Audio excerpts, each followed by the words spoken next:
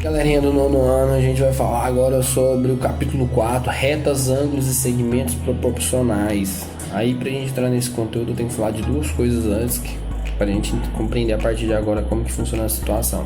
Axioma e teorema. O que é axioma? Axiomas são verdades tomadas pela matemática, onde que elas não são provadas, elas são aceitas. Por exemplo, por um ponto passa infinitas retas, dado dois pontos distintos, determina-se uma única reta. Isso são axiomas. Os teoremas não. Os teoremas são demonstrados.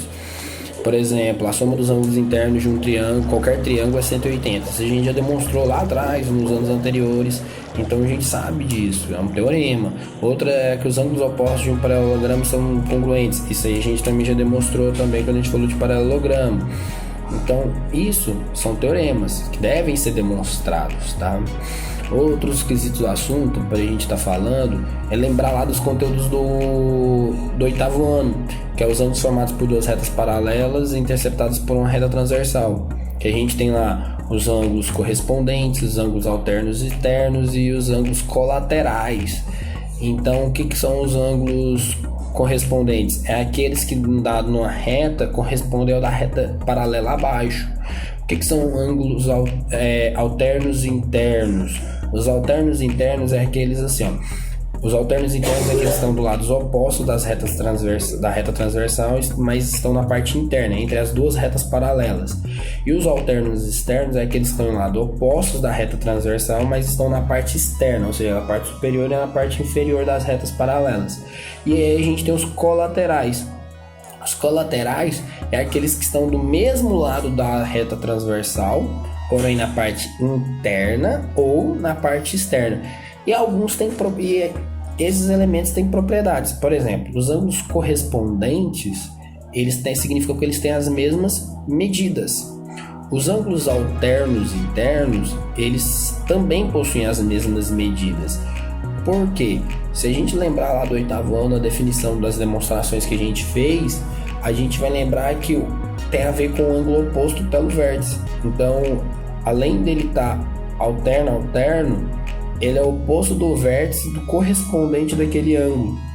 Então, se vocês pegarem lá no livro de vocês, na página 68, vocês vão ver lá o esquema. Vocês vão perceber aí que o ângulo F, por exemplo, ele é alterno do ângulo alterno interno do D.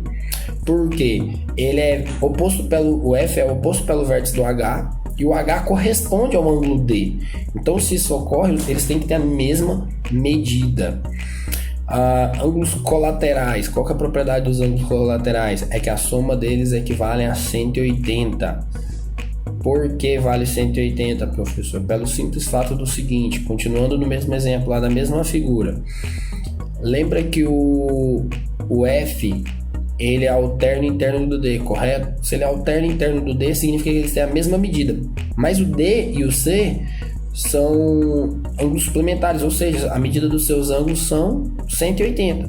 Se o F tem a mesma medida do D e o D com o C dá 180, então o F com o C também tem que dar 180. Então isso é uma propriedade. Então ângulos colaterais internos e externos são sempre suplementares, tá?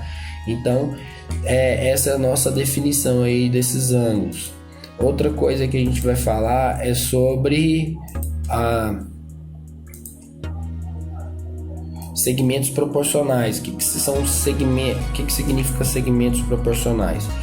Primeiro a gente fala de razão entre dois segmentos. Se eu pego dois segmentos e faço razão entre eles, vamos supor, eu tenho um segmento de medida 5 cm e outro segmento de medida 10 cm.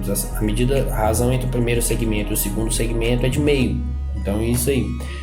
Segmentos proporcionais já fala que a razão entre os dois primeiros tem que ser igual à razão dos dois últimos. Então, se eu pego a medida de 4 segmentos, pega aí 5, 10, 20 e 40, a razão entre os dois primeiros é meio e a razão entre os dois últimos também são meio. Então, isso é uma proporção. Aonde normalmente a gente utiliza muito disso? Quando a gente vai calcular escala. Se vocês lembrarem, quando a gente calcula escala nada mais é do que a razão entre o desenho e o real.